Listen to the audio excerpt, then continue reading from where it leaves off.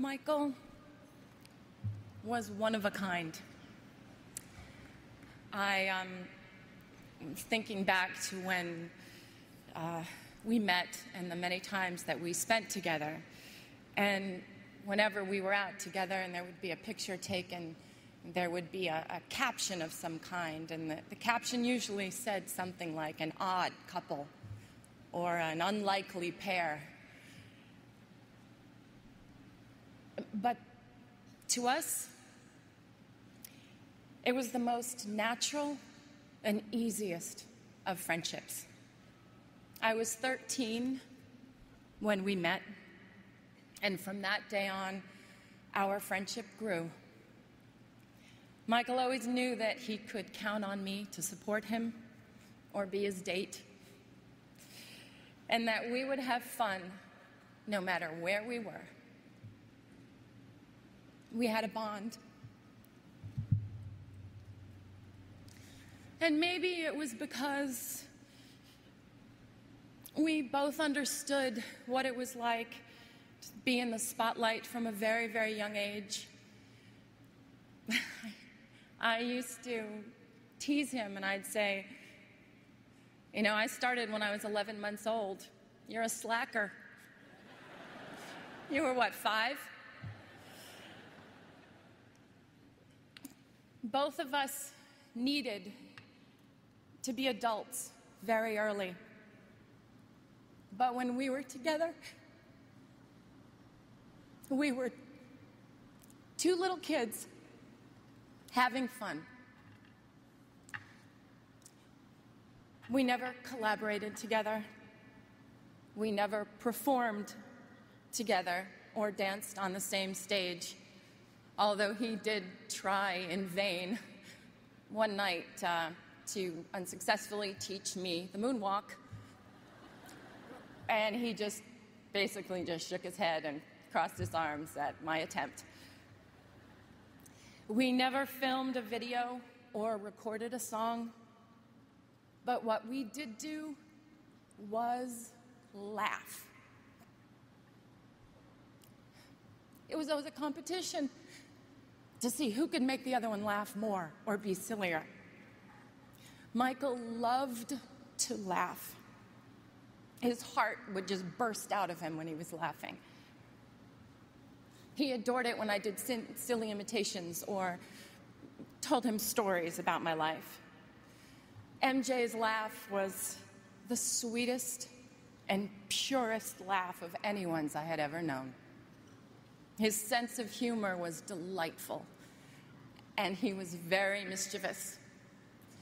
I remember it was the night before Elizabeth Taylor's wedding, and he had called me prior and asked if I would join him. He didn't want to be alone for all the festivities.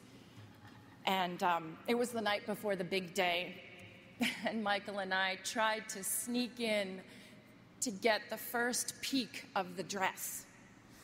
And we were just giggling like crazy, and we almost passed out in hysterics when we realized that Elizabeth was actually asleep in the bed. We thought she was in an entirely different room. And we had to laugh and sneak out. Then at the point of the wedding, when there was the first dance, basically we had to joke that we were the mother and father of the bride. Yes, it may have seemed very odd to the outside, but we made it fun and we made it real. When he started wearing the glove, I was like, what's up with the glove? I was like, look, if you're going to hold my hand, it better be the non-gloved one, because sequins really hurt me. He would dig in. He'd just shake his head and he would just smile.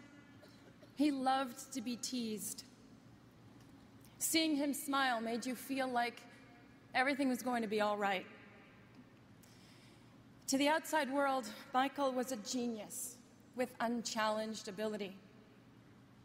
To the people who were lucky enough to know him personally, he was caring and funny, honest, pure, non-jaded, and he was a lover of life. He cared so deeply for his family and his friends and his fans.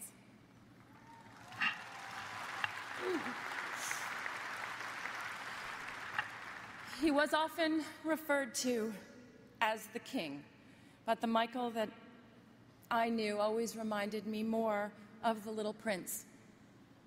Thinking of him now, I'd like to share a passage from the book. What moves me so deeply about this sleeping prince is his loyalty to a flower. The image of a rose shining within him like the flame within a lamp, even when he's asleep. And I realized he was even more fragile than I had thought. Lamps must be protected. A gust of wind can blow them out. Michael's sensitivity was even more extraordinary than his talent, and his true truth resided in his heart. As the little prince also said, eyes are blind. You have to look with the heart. What's most important is invisible. Michael saw everything with his heart. To his family, his brothers and sisters, Catherine, Joe, and to his children, Prince, Paris, Blanket, my prayers are with you.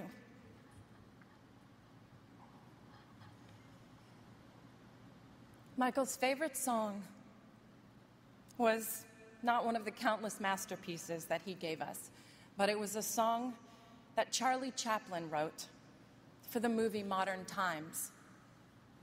It's called Smile. And there's a line in the song that says, "Smile, though your heart is aching." Today, although our hearts are aching, we need to look up where he is undoubtedly perched in a crescent moon, and we need to smile.